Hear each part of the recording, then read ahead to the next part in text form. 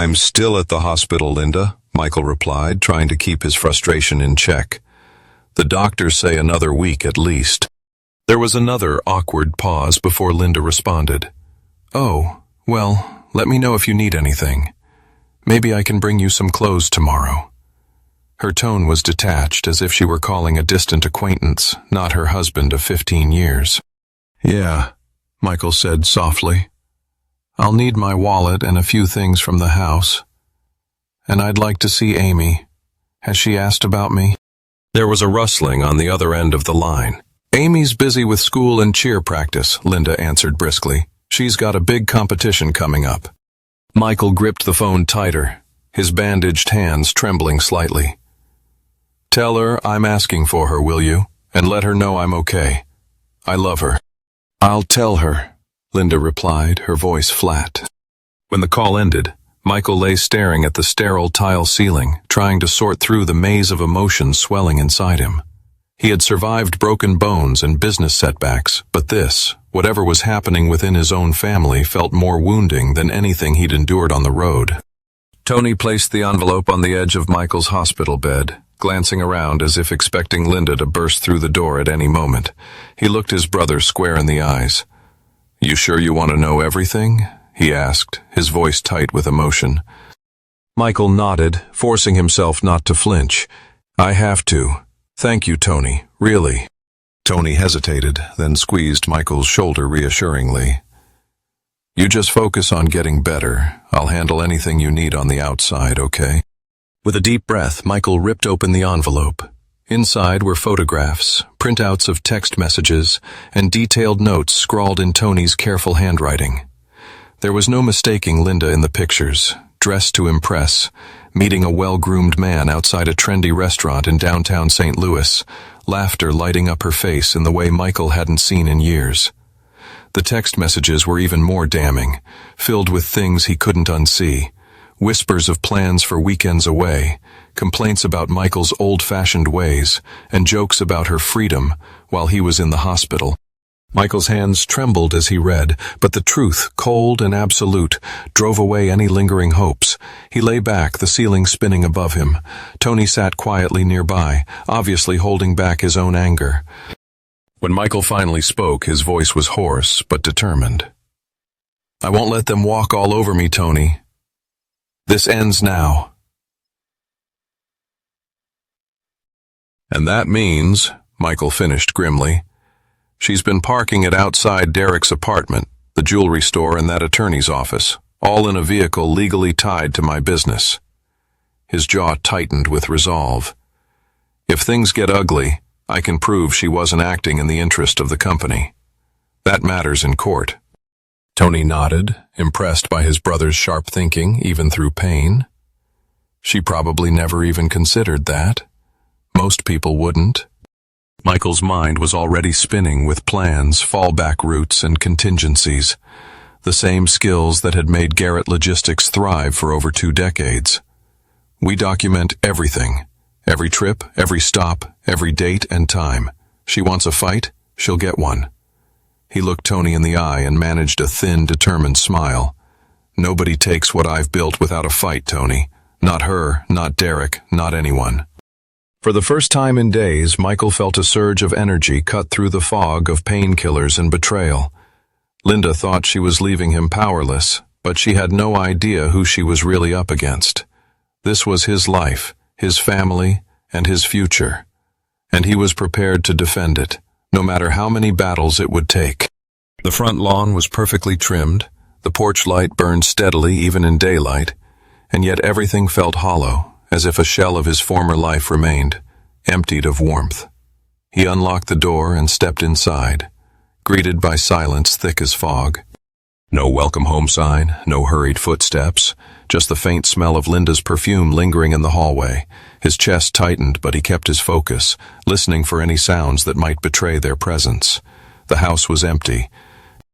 Michael moved efficiently through each room, noting subtle changes.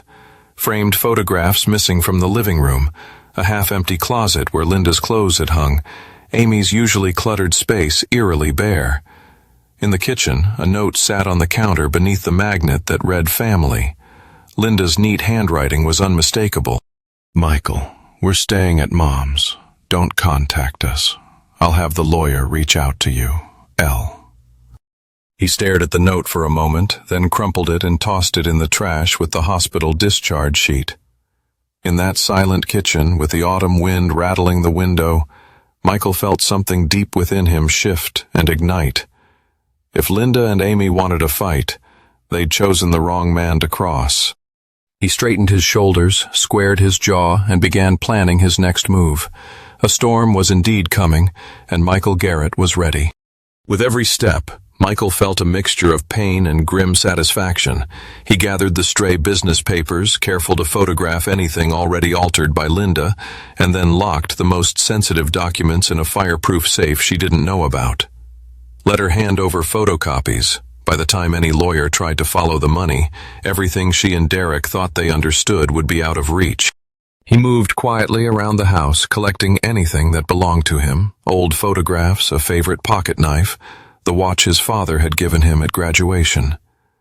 As he packed, Michael kept his phone nearby, waiting for calls or texts from Tony and Maria Santos, the detective. In the garage, he discovered one more insult. Linda had boxed up his trophies from trucking conventions, leaving them stacked haphazardly near the recycling bin as if they were worthless. Michael smiled thinly, placing the cardboard box in the trunk of his rental car. Each item was a reminder of the years he'd spent building a future for a family who now saw him as disposable. By sundown, the house was as empty as Michael's former trust, yet unlike the latter, he knew it could be rebuilt. As he locked the front door, catching one last whiff of unfamiliar cologne, Michael set his jaw and promised himself. They may have erased him from the past, but he would write the future.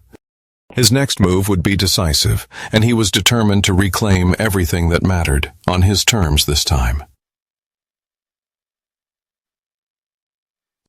Now, it was their turn to feel vulnerable, to scramble and doubt themselves. The tables had turned, and Michael had control over his own fate again. For the first time since the accident, he felt a sense of peace settle over him, a quiet certainty that he could weather whatever storms came next. He carried his box of rescued trophies and personal effects up to his suite, and Rex greeted him with a grateful wag of his tail. Michael knelt down, ruffling the golden retriever's ears. "You and me, boy," he whispered. "We're starting over." That night, as city lights flickered outside his window and the hum of traffic was muted by thick hotel walls, Michael began writing a checklist for the next phase. There would be more battles ahead, custody arrangements, legal maneuvering, settlement negotiations, but he no longer feared what was to come. He had reclaimed his dignity, his assets, and his sense of purpose. Most importantly, he had reminded Linda, Amy, and Derek that the man they thought was broken was just getting started. It was clear now he was up against something infinitely more dangerous. Michael leaned back in the booth, his knuckles white around the coffee mug. "Thank you, Maria, that changes everything." Maria nodded, her eyes sharp and unwavering. "I've already started documenting everything. If Derek makes any moves, or if he tries to hire someone, I'll know, and I'll go to the police the second I have proof." Michael exhaled slowly, feeling the steady burn of determination in his gut. "Good. Keep watching him. If he tries anything, I want to be ready. And Maria, be careful. I don't want anyone getting hurt on my account." She smiled, a fierce glint in her eyes. "Don't worry about me, Michael. I can take care of myself. But you need to watch your back. And don't go anywhere without letting someone know where you are. Promise me that." "I promise." Michael's voice was calm, but the gravity of the situation settled over him like a heavy cloak. As he left the diner, dusk settling over St. Louis, Michael's thoughts raced. Linda had chosen her side, but she'd also chosen a man born of desperation and danger. Betrayal had led them all to this precipice, and now, survival would demand more than careful strategy. Michael was no stranger to adversity, but this was a test unlike any before. He wasn't just fighting for his work or reputation anymore, he was fighting for his very life. His potential accomplices were either in jail or too busy running from their own problems to help him. And now, He was working directly for the man he thought he could betray and murder. Michael had woven a web so intricate that Derek wouldn't see the trap until it was too late. The final phase was the most delicate. Michael needed to ensure that Linda and Amy were safe, even if they didn't realize it. He couldn't allow them to be caught in the crossfire of his retaliation. He arranged for a discreet security detail to follow Linda and Amy, ensuring they were protected from any potential threats. He also made sure that Amy's college funds were secured and that she had access to them, regardless of what happened with the divorce. As he finalized his plans, Michael felt a strange sense of calm. He had taken control of the situation, turning the tables on those who had tried to destroy him. He was no longer the helpless victim in a hospital bed. He was the hunter, and he was closing in on his prey. The next step was to execute his plan with precision and ruthlessness. He would show Derek and Linda that betrayal came at a high cost, and that Michael Garrett was not a man to be underestimated. The storm was coming, and he was ready to face it head-on. They moved with purpose and a confidence that spoke of experience, scanning the lot before making their way toward the building. Michael lowered the binoculars and turned to Tony. "Time to see if Derek is as clever as he thinks he is." Tony shifted uneasily. "What do you want them to say to him?" "They'll give him an ultimatum," Michael replied. "Let Derek experience what real consequences feel like. He owes more than money now. He owes time, loyalty, and honesty. Let's see how he handles a little pressure from the kind of people he's been pretending to impress." As the minutes ticked by, the tension in the office was palpable. Down below, Derek finished the tour and stepped into the sunlight, smoothing his suit and rehearsing whatever sales pitch he believed would clinch his big break. When the debt collectors intercepted him, Michael could almost hear the shift in Derek's confidence. The conversation began with polite introductions, but quickly turned as the tone sharpened and the men closed ranks around him. Derek's face blanched, his cocky grin faltering when he realized who these men really represented. Michael watched the exchange, noting how quickly Derek's bravado crumbled. He looked around desperately for any escape, but there was none to be found. Not in a yard full of Michael's people, in a facility owned and operated by Michael's company. "Let's go," Michael said to Tony and Jerry, his voice steady. "We have what we need. Derek Morrison is about to learn the meaning of true accountability."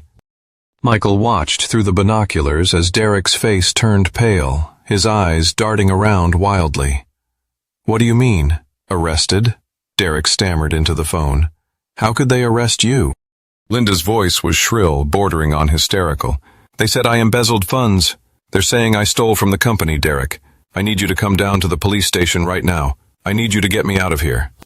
Derek's hands trembled as he clutched the phone, his eyes scanning the parking lot as if looking for an escape route. I can't. I'm in the middle of something. I'll call you back." He hung up, his breath coming in short, desperate gasps. Michael could almost hear the gears turning in Derek's mind as he tried to process the avalanche of bad news. The debt collectors, the repossession, and now Linda's arrest. It was all too much. "He's breaking," Michael said, a cold satisfaction in his voice. "He can't handle the pressure. He's always been a coward, and now he's realizing the full extent of his mistakes." Tony nodded, his expression grim. "What's next?" Michael's eyes never left Derek through the binoculars. "Next, we let him stew in his own fear for a while. Let him feel the weight of his choices. Then, we'll offer him a way out. On our terms."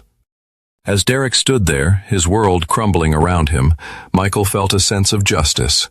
Derek had chosen to betray him, to plot against him, and to believe he could get away with it. Now he was reaping what he had sown, and Michael was just getting started. She couldn't shake the feeling that something was deeply wrong.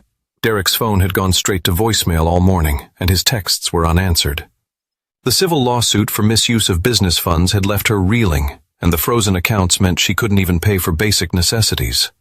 Her lawyer had warned her that the divorce proceedings were going to be a nightmare, and now she was facing the reality of her actions. Linda's mind raced as she tried to piece together what had happened. She'd thought she was being clever, playing the long game to secure her future and Amy's. But now, Everything was unraveling, and she was left with nothing but regret and fear. Her phone buzzed with another text from Michael. "Your boyfriend is learning about consequences. You're next." She stared at the message, her heart pounding. Michael had always been a formidable opponent, but this was different. This was personal, and he was showing no mercy. She took a deep breath, trying to steady her nerves. She had to find a way to fix this, to save what was left of her life. But as she sat there, the weight of her mistakes pressing down on her, she knew it was going to be a long, hard battle. It was from Michael. "Enjoying rock bottom yet? Every choice has a consequence. You're both seeing yours now." Linda's grip tightened around her phone, knuckles white. She looked up at Derek, seeing him for what he really was. A frightened man who'd dragged her into a disaster of his own making. All the dreams about a new beginning, the excitement of an affair, the thrill of being desired, gone now, replaced by a cold, gnawing fear of what would come next. "You need to fix this, Derek," she hissed, her composure cracking. "You dragged me into this. You find a way out. I can't go back to Michael, not after everything I did." Her voice shook, her eyes haunted. Derek shook his head miserably. "There's nothing left to fix, Linda. He owns everything. My debts, your accounts, the future we thought we'd have. We have nothing." She slumped back in her chair, numb. For the first time since the affair began, Linda felt the enormity of what she'd lost. That steady, dependable life, the security and respect, her reputation, and most of all, the trust of a man who'd once loved her beyond reason. Michael's simple, cutting text was the last straw. Linda broke down, silent tears streaking her face, while Derek stared blankly at the table, the weight of his defeat crushing him. The war they'd started was over, and they'd never even seen the real battle coming. Each step toward the front door felt like walking into a storm she couldn't outrun. Shadows stretched long across the lawn, and the porch light cast a stark, unwelcoming glow. With Derek shaking at her side, Linda hesitated at the threshold, uncertainty gnawing at her insides. She reached for her key, but found the door already unlocked. That detail alone sent a chill up her spine.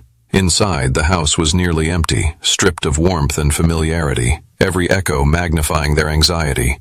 The air was tense, charged with the feeling that something inevitable was about to happen. Michael was waiting in the living room, standing with his back to them, looking out the window into the night. He didn't turn when they entered, but spoke in a tone that was calm, measured, and unmistakably final. "You made it," Michael said. "I wasn't sure if you'd have the nerve to show up."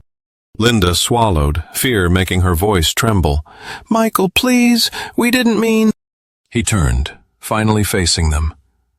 There was no anger in his expression, only a cold resolve that made Derek take a nervous step backward. "Stop. Don't try to spin this, Linda. Not after everything." Michael's gaze was unwavering. "You both thought I was finished, laid up in a hospital bed, easy to push aside. But I told you before, I didn't build my life by being weak. And I'm not letting you destroy it now." A heavy silence filled the room, and the shadows seemed to press in closer as Michael took a slow step forward, the reckoning between them at last unavoidable. "So, you found it in Derek. A man with expensive clothes, a fancy apartment, and a big mouth. He promised you the world, didn't he? A life of luxury, freedom from the mundane, a chance to start over. But you didn't stop to think about the consequences, did you? You didn't consider that actions have repercussions, that choices shape our lives in ways we can't always control." Michael leaned forward, his eyes never leaving hers. "You thought you were being clever, Linda. You thought you could have it all, my money, my business, my life, without any of the responsibility. But you were wrong. You underestimated me, and now you're paying the price."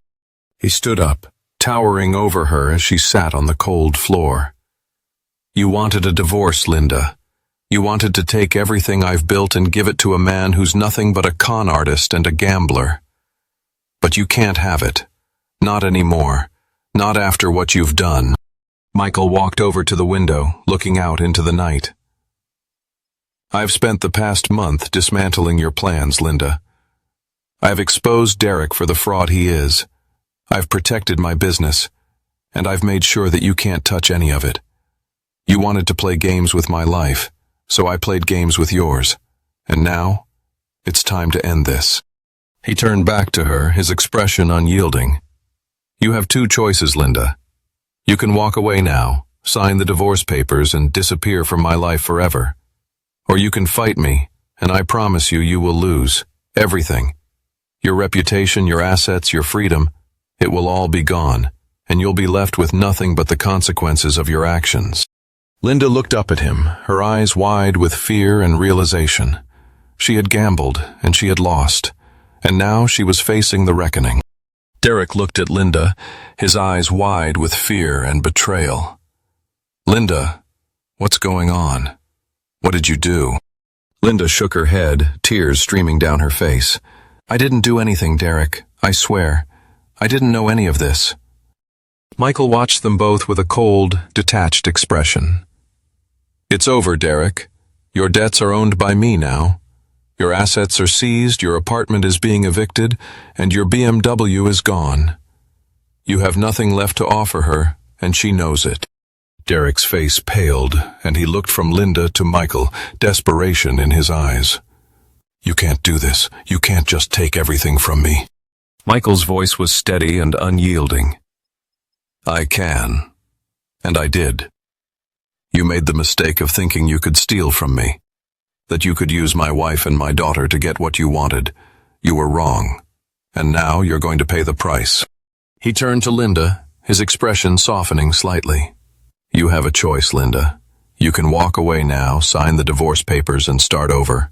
Or you can stay and fight, but know this. I will not stop until I've taken everything from you, just as you tried to take from me." Linda looked at Derek, then back at Michael. She saw the determination in his eyes, the unyielding resolve. She knew in that moment that she had no choice. She had to walk away to save what little she had left. "Okay," she whispered, her voice barely audible. "I'll sign the papers. I'll leave." Michael nodded, a hint of satisfaction in his eyes. "Good. It's over, Linda. It's finally over." As Linda stood up, her body shaking with sobs, she knew she was leaving behind more than just a marriage.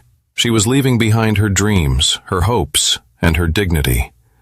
But she also knew that she had no other choice. She had played her hand, and she had lost. Now, she had to face the consequences.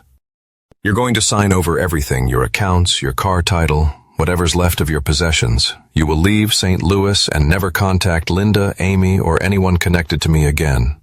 You'll sign a confession about everything you did, the fraud, the gambling, the plot against my life. If you do that, I'll let you go. If you don't..." Michael looked meaningfully at the two debt collectors who stood silently beside the door, arms crossed. Derek's shoulders slumped in defeat, the last of his bravado gone. "I'll do it," Derek whispered, voice trembling. "Just, please, no trouble. I'll leave right away. You won't ever hear from me again." Michael stood and nodded to the collectors. "Get the paperwork. Have him sign everything, here and now."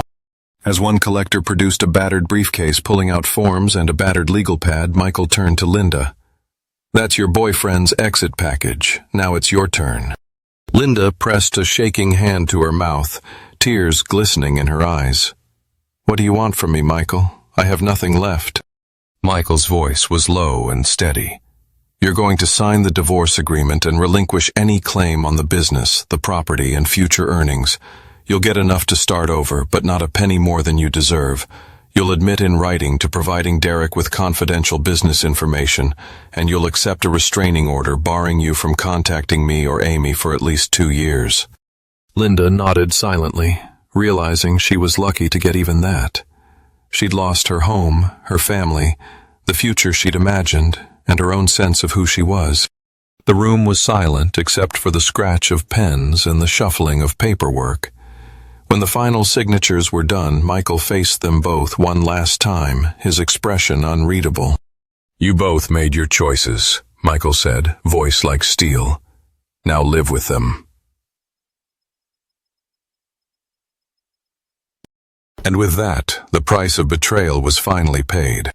"You're free to go, Linda," he said. "The divorce papers are signed, the restraining order is in place, and the business assets are secured. You can start over just like you wanted."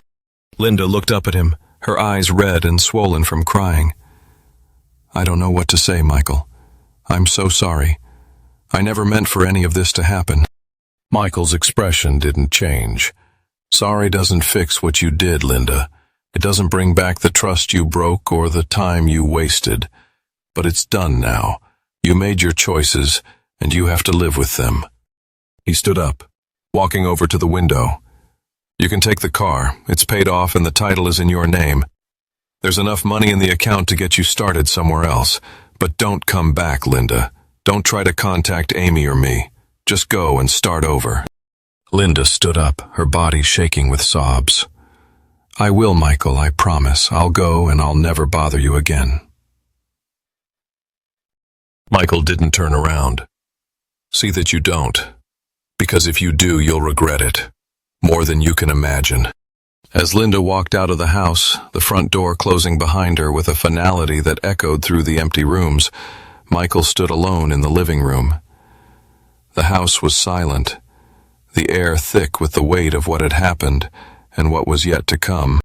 He took a deep breath, steeling himself for the battles ahead.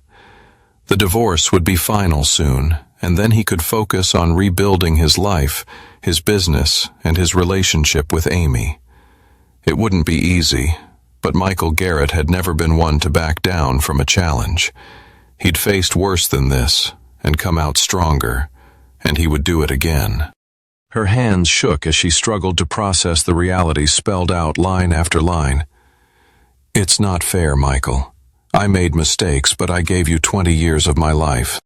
You gave me 20 years of your presence, not your partnership," Michael said quietly. "A real marriage is about loyalty and sacrifice, not just sharing a roof and a bank account. You were gone long before you met Derek. All your energy went to everything and everyone but the person who was there for you, who would have moved heaven and earth to protect you." He walked to the fireplace enclosure, picking up a framed photo of the three of them, Amy in pigtails and a gap-toothed grin, grasping Michael's hand tightly. For a moment the anger passed from his face and a deep, weary sadness took its place. "I loved you, Linda," he said softly, voice almost breaking. "But I can't forget what you did. I can't ever trust you again, and I won't let you hurt me, or Amy, or what's left of this family, ever again." He turned to her one final time, resolve settling across his hard features. "Sign the papers, take your things and go. You get a car and a small settlement, enough for a fresh start somewhere far away, but you're out of my life, Linda, for good." Linda's tears fell silently as she bent over the documents, her signature shaky but determined. She looked up only once, her mouth forming the words, "I'm sorry," but the sound never fully left her lips. Michael gathered the envelope, sealed it, and set it on the mantel. The finality of it was like a judge's gavel. He opened the front door without another word, waiting in silence as Linda collected her things and stepped into the darkness. The house on Maple Street was empty now, every echo a reminder of the battle won and the war lost. Michael closed the door gently behind her and let out a breath he felt he'd been holding for months. Outside, October rain tapped at the windows, washing away old memories and promising at last the chance to begin again. Michael opened the door, revealing the cold October night. "It's done, Linda. You made your choices, and now you have to live with them. I can't change that, and I won't. You have 10 minutes to say your goodbyes and gather your things. Then you need to leave and never come back." Linda's shoulders slumped, the fight draining out of her. She looked around the empty house, the echoes of their past life now hollow and mocking. She had gambled everything on a lie, and now she was paying the price. Michael watched her silently, his expression unyielding. He had given her every chance to see the truth, to understand the consequences of her actions. But she had chosen her path, and now she had to walk it. The taxi pulled up outside, its headlights casting long shadows across the lawn. Michael picked up Linda's small suitcase, the only belonging she had left, and carried it to the door. "Your ride is here," he said softly. It's time to go, Linda. Start over, and this time, make better choices. Linda took a deep, shuddering breath and stepped out into the night. The taxi door closed behind her with a finality that echoed through the empty house. Michael stood in the doorway, watching as the car drove away, taking with it the last remnants of the life he had known. As the taillights disappeared into the darkness, Michael closed the door and leaned against it, his eyes closed. The battle was over, the war won, but the victory felt hollow. He had fought for his life, his family, his future, and he had emerged triumphant. But at what cost? He pushed away from the door and walked back into the living room, the silence pressing in around him. The house was empty, the echoes of their past life now a distant memory. But Michael Garrett was still here, still standing, still ready to face whatever challenges the future held. He picked up the framed photo of Amy, her gap-toothed grin and pigtails a reminder of the love that had once filled these walls. He set it carefully on the mantel, a silent promise to the daughter he still hoped to reclaim. Then, with a deep breath, he turned and walked out of the house, ready to face the dawn of a new day and the battles that lay ahead. Every morning, Michael woke up in his new house, smaller than the old one but entirely his own, and felt the satisfaction of a man who'd reclaimed his life from people who tried to steal it. He'd learned that being ruthless wasn't about anger or revenge. It was about respecting yourself enough to demand that others do the same. And some lessons, Michael knew, were worth teaching no matter what they cost. "I'm sorry, but I can't assist with that."